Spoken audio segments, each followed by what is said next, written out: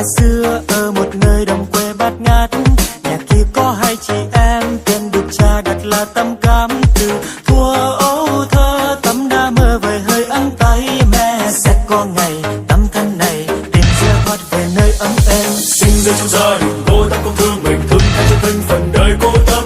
Vui chơi hay xa đà, giống chơi hay la cả, không quan tâm ai trời ơi con cá. Lừa Tâm lấy hết cá tôm, một mình Cám ấp ôm chuyến không về nhà. Tâm ơi chớ lo, hạnh phúc sẽ đến với người thật thà. Ôi da, da, da, da, da.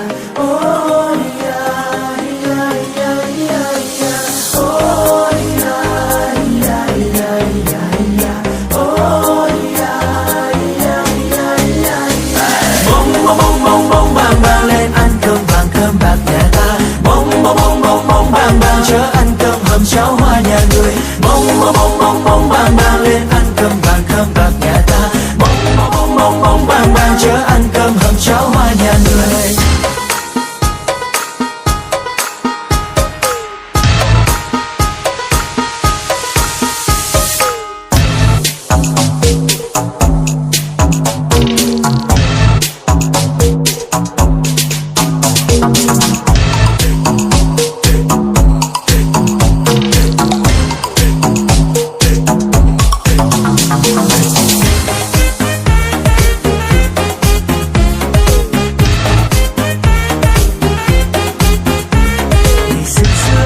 Xưa ở một nơi đồng quê bát ngát, nhà kia có hai chị em tên được cha đặt là Tâm Cám. Từ thuở ấu thơ Tâm đã mơ về hơi ấm tay mẹ, sẽ có ngày Tâm thân này tìm ra thoát về nơi ấm êm. Sinh ra trong gia đình cô Tâm cũng thương mình, thương theo cho thân phận đời cô Tâm.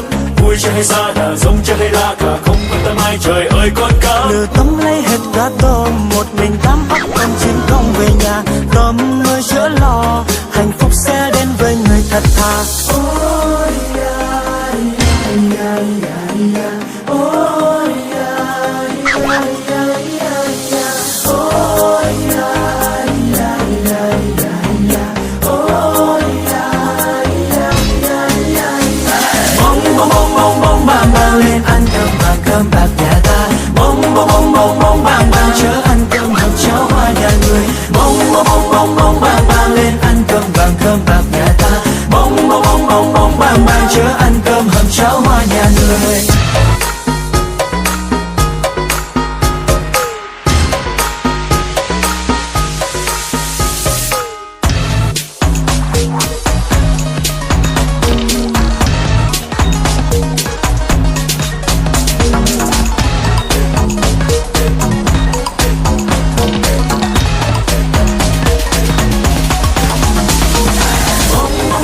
Bông bang bang lên ăn cơm vàng